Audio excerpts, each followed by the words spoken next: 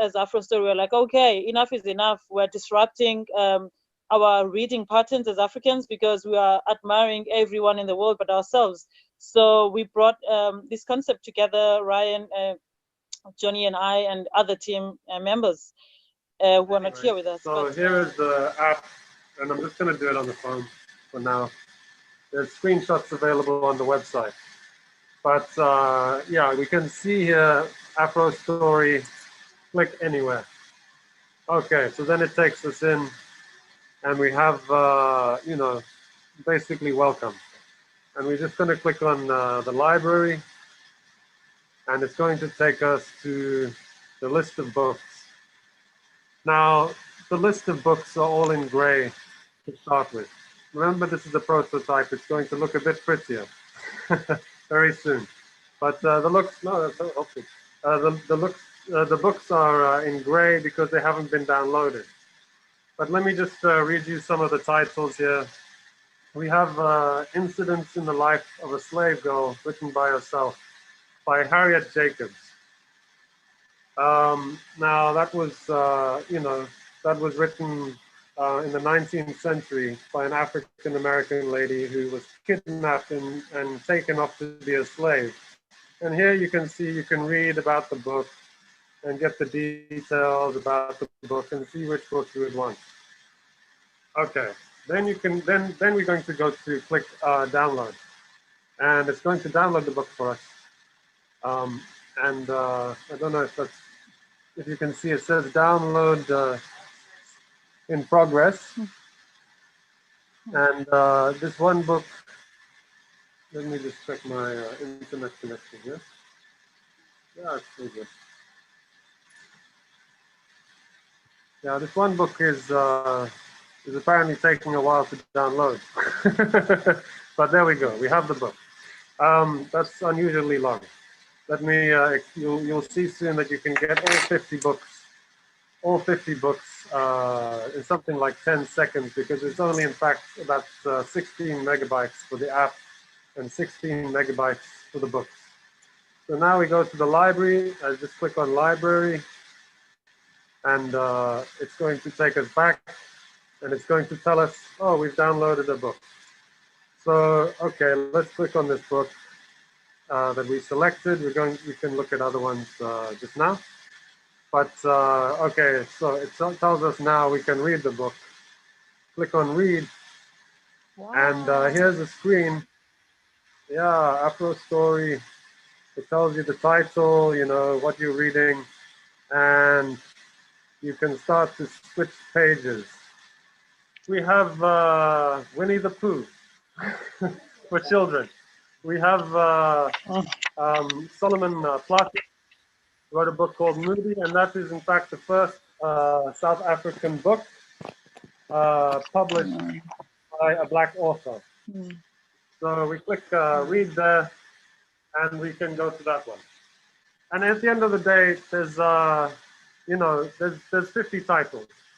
So it's taken a long time to get these hard to get books and put them in one place.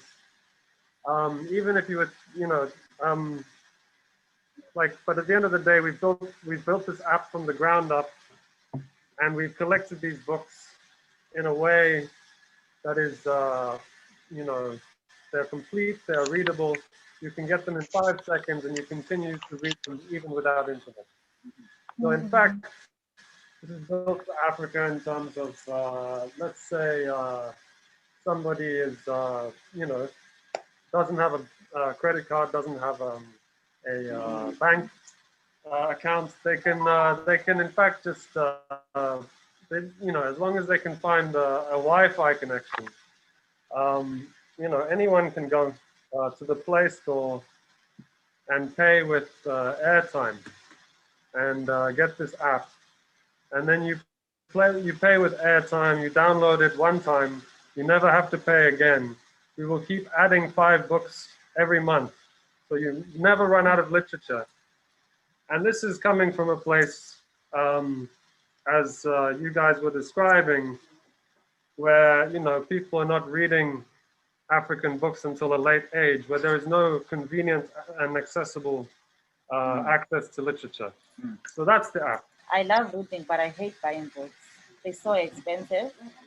So now with this app that I'll be, just a once-off thing, and I have like plenty of books to read. It's really, really something that's exciting and something that I feel like a lot of us are going to enjoy, and a lot of us are going to be part of, because already we have WhatsApp groups where we share books. I mean, we share one book, and then about 15 of us are reading that one book, and then when it's done, we wait for some other person to download another book, and then we share that book, and then we all read it.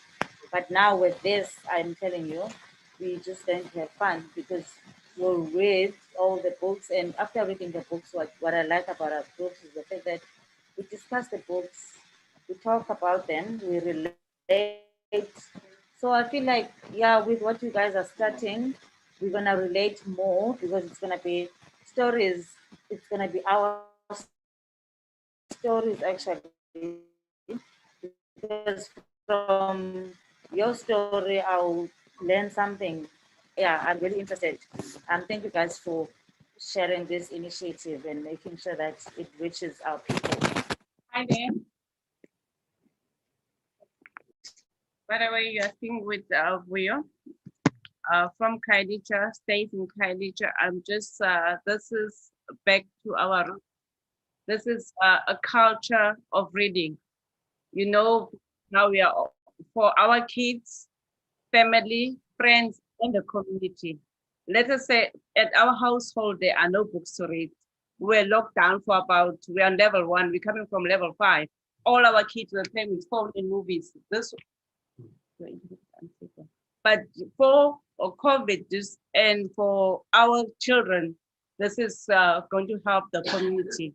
Back to the culture of reading African books, heritage, not to be celebrated on Heritage Day. Go and find our roots to know where we're coming from. Thank you. Great one. One of the things that I think we also want to bring across is that even though it's called AfroStory, we're not targeting only African people. I think what is critical, especially if you look at it from the perspective of the Black Lives Matter movement and all the things that have happened in the past few years, I think that what is happening, and for me, I see it as a symptom of widespread ignorance about Black realities. Yeah.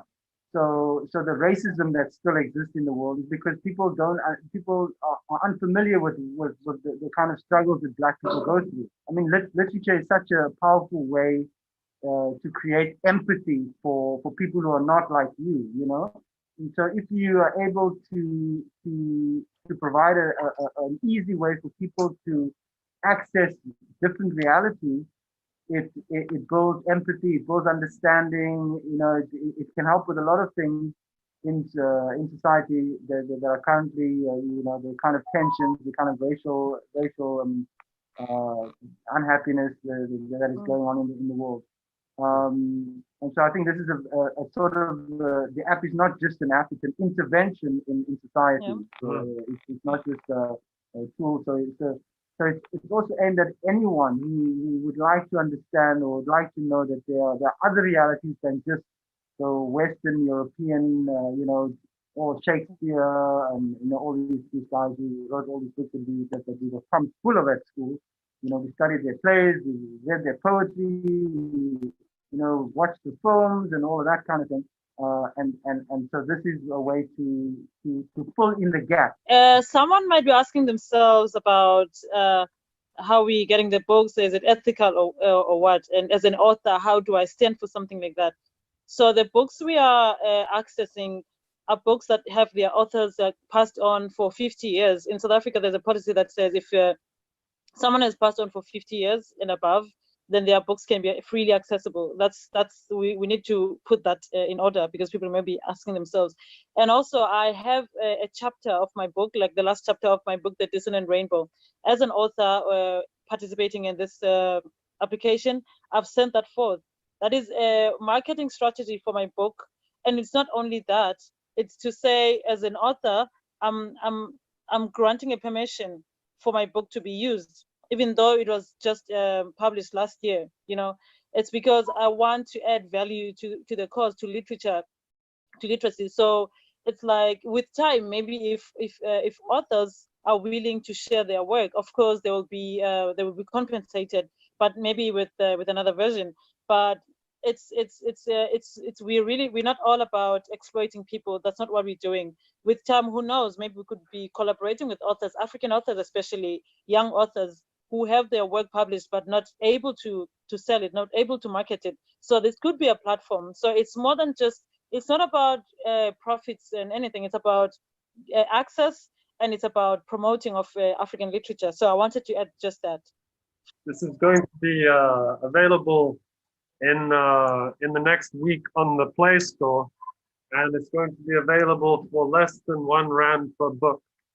The books, as Hombakazi said, are older, but it's not free to put them into this format and to build an app. What we are doing in this particular format has never been done before.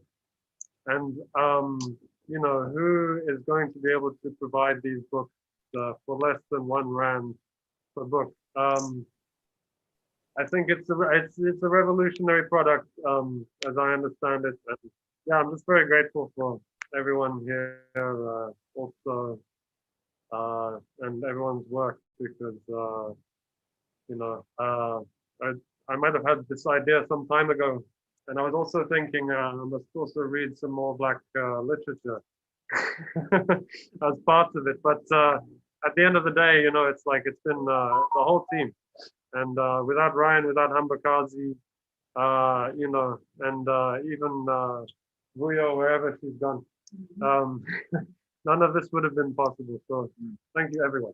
Okay, so we're just going to say goodbye to everyone, and then we'll talk again. Bye. Okay, bye, Vuyo.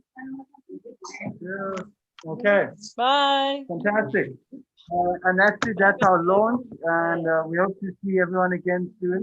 Yeah. And we'll keep everyone updated on the progress as we move forward. Thank Yes. you. Okay. Thank you. Bye. Bye. Yes.